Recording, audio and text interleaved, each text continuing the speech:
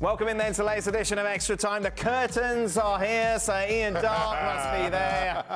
People love them, I'm Ian. going to have to get new ones, aren't I, soon?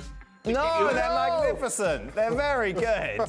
Although your glass is looking a bit dirty, Ian. I think they need a bit of a clean. Jules is with us as well, back from his skiing holiday during the most important week for PSG. Stevie with us, Shaka as well. What was the puppet show again? The puppet show? The Muppet Show? No, the puppet show. The puppet show? Yeah. You're going to have to talk a little. If you look at Ian's curtains, it's the exact same as... The Muppets? No, the puppets. Yeah, yes. What do you call the one when he's knocks... He gets the alligator and smashes it in. What? Oh, Punch and Judy? Punch and Judy, there you go. Wow, That's what it Stevie, looks good. like That's that. relevant, I'm sure, to a lot of the audience who are watching.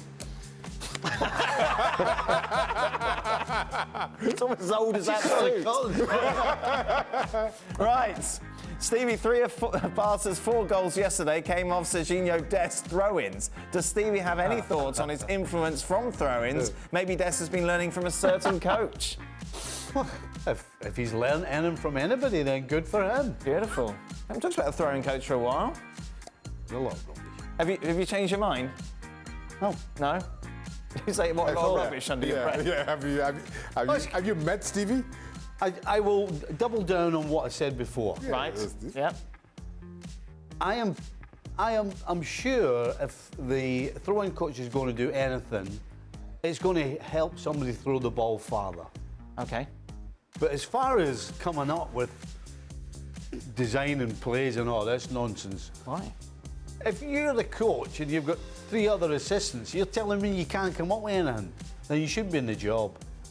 So Jurgen Klopp shouldn't be in the job. That's what you're saying. Sack Jurgen Klopp. He's a failure. If Jurgen Klopp can't come up with a set play for a throw-in, then... But he's the one who's hired the throwing coach, isn't Well, he? obviously Jurgen Klopp can, and obviously the other Jurgen three... what? Jurgen... Obviously Jurgen can, but why you bring... Don't tell me you bring a throwing coach to do set plays for movement and runs and all the other stuff. Away you go. What an absolute waste of money. Yes, teach somebody to throw the ball farther, maybe. Right. But don't give me this nonsense. You need to get a throw-in coach. Oh. Come on, what a lot of rubbish. Ian, where do you stand on throwing coaches? Do you get as angry? I think Stevie would have won another Footballer of the Year award had he had a throwing coach to help him. Oh, yes. See, Stevie? No, I could never throw it. No? No. Oh, dear. Maybe we need somebody to help you throw it further. That's where we're going wrong, Do you Stevie. agree with me then? I don't know you go, what's Steve. going on. He's in a bad Could have taught mood. me- Yeah. He's got- It's your fault. You started him with throwing Throwing coach. coaches next. What time do you have to pick up your grandson tonight? Shush. Who will win the second leg of PSG versus Real Madrid, Julian Ron? And why will it be Real Madrid? Whoa. I mean, they won't win it. They might draw it, and they might not lose again. They should have lost by more than 1 goal, by the way, at the Parc des Princes.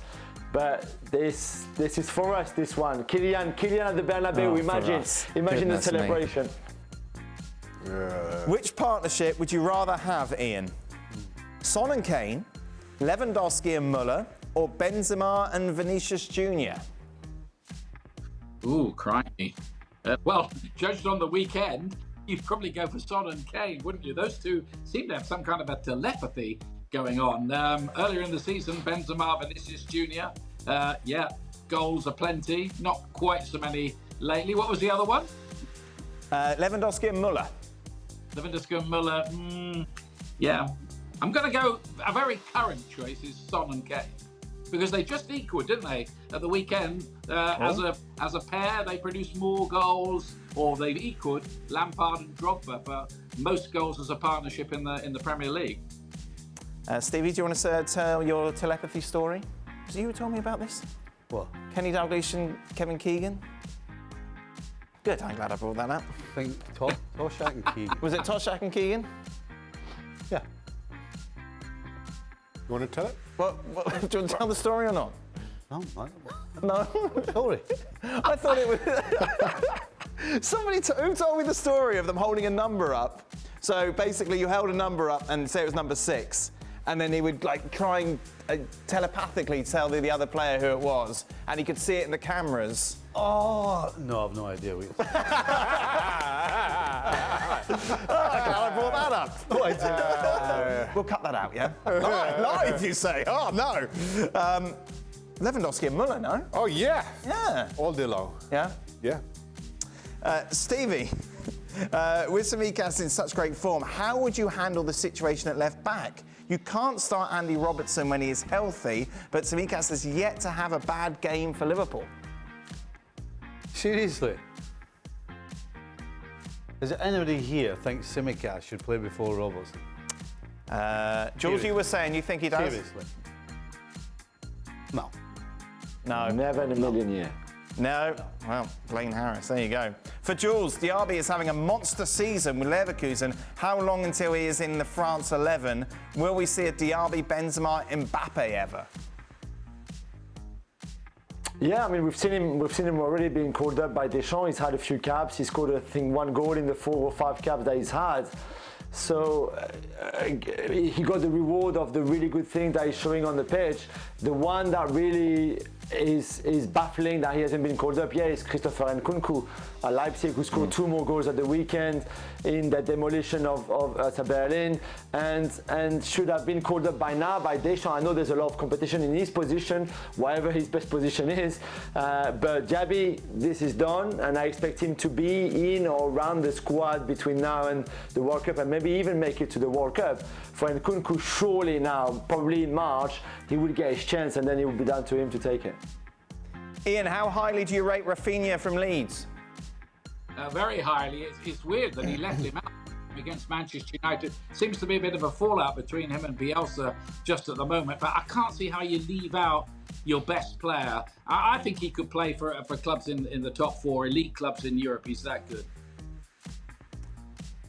Stephen, next question is for you, Shaka.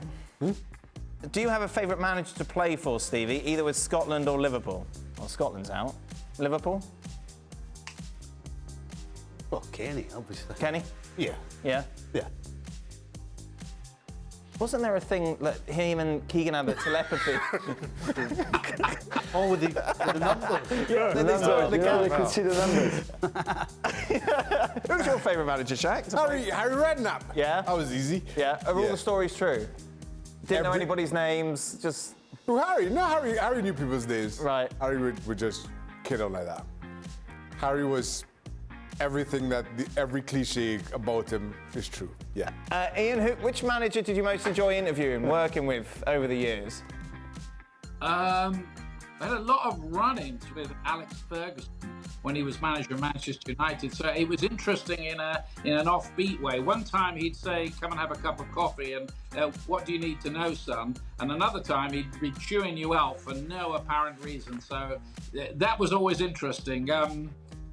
People like Sam Allardyce and Steve Bruce and Roy Hodgson would always pick up the phone. I used to like Jerry Francis when he was around and managing QPR. He'd talk to you for hours and tell you things he probably shouldn't have told you. Ian, so what was it like being on the receiving end of a hairdryer from Sir Alex Ferguson?